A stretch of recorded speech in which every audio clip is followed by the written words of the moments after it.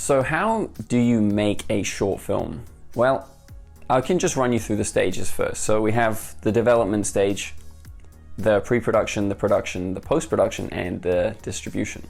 The beginning, the development stage, is where you yourself getting a script.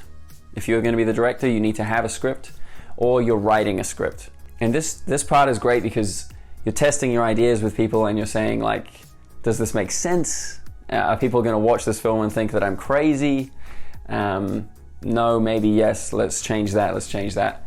Well, what you do is you want to run that script, I don't know, 50 times. You want to read that script over and over again until you understand it. If you didn't write it, you need to really understand the script. So making things like a mood board before you make the shot list or the storyboard can be very useful. Now, when you make a mood board, you need to think of your characters. Why are we going to have white street lights instead of tungsten street lights? Do we want it to be harsh and scary, or do we want this character to be walking down a familiar neighborhood road? The process of making a mood board is finding stills or clips that you want to do yourself. Once you understand the script, you can move into pre-production, which is where you, if you're producing it, or if you are a director with a producer, you start bringing in all of these people. The first person you need to bring in is obviously the cinematographer, because the cinematographer is going to move this script from words on a page to a storyboard and a shot list, and then you are both going to work together to make that into a film. Very important to get a great cinematographer who is not only, going to be good with the camera and the light, but who you get on with. Because I have worked with cinematographers who are brilliant, but you maybe don't see eye to eye on a certain thing, and if you don't have the time to discuss these differences, you're just making a movie. You can have some flare-ups and things, and it's up to you how patient you want to be with people, but sometimes you have to stand up for your values. So bringing in somebody who you have the same values with at the beginning is going to be very helpful. But it's also interesting to work with people who are completely different, and you learn some things. Okay, and then what you want to do is you're going to bring in a producer. So a producer is somebody who does the admin of the short film. They're going to corral the troops, send out forms, ask for permission, and help you write a schedule for your shoot days. So of course you have cinematographer, the producer, the actors, and you can make a film just like that. But of course, if you want to make it look good, then you're going to need some assistance. Now, a makeup artist is going to go a long way, and they will handle things that you didn't even consider. You think that you're going to make a scene where somebody gets hurt, and it's just going to look great because you're going to put like some ketchup on it. But you need somebody who really understands color and color science, and how to make a face look tired or like they've just woken up. These things are going to make your short film look perfect. And then you can bring in an assistant director. If you have lots of extras on the shoot day, it's quite difficult to manage the producer, the cinematographer, all of the lead actors.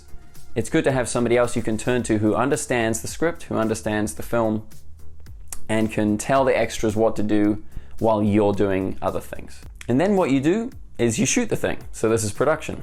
You have a couple of shoot days, or maybe just one, and this is going to be probably some of the best days of your life. Definitely. It's always been the best day of my life, making a film.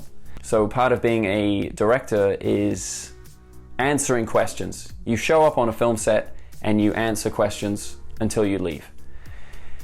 And it's great, it's really fun.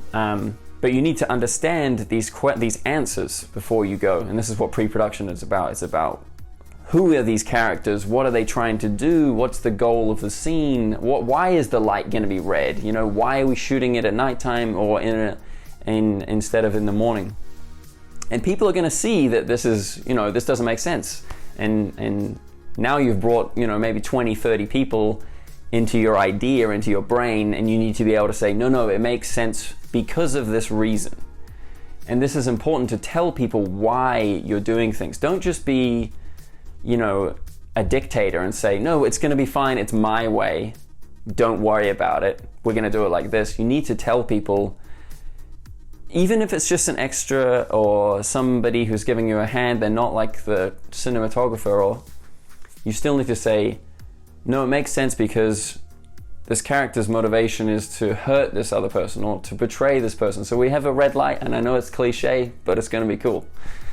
And then you have the post-production of the film. You have spent these shoot days capturing the audio, capturing the video, and you move into the edit. So it's up to you if you want to bring on an editor, a color grader, and pass the footage to them. I personally edit all of my short films because I love editing. What you'll find is that the film will come together quite quickly. You will do the cutting, and the cutting is very quick. You just put the clips in the right place. And what takes a long time, as you probably know, is the Pareto principle. It's the 80-20 rule. So you spend 80% of the time fixing 20% of the product. And you know, you can do 20% of the time doing the edit, which is very quick, and then you move into things like sound design, color grading, writing the music. So yeah, sound is going to be your best friend. So make sure that when you're when you're on set, you get more than enough sound. So when it comes to distribution, you need to build a press kit. Now this is a document that showcases a brand in a sense, the brand being your short film and your story.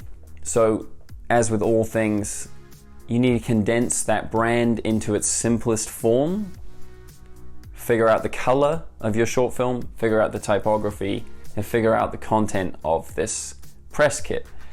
And this press kit can be, you know, taken to social media platforms, to emails, and to production houses and film festivals. I commissioned my friend Kane, graphic designer, to make a press kit for this film.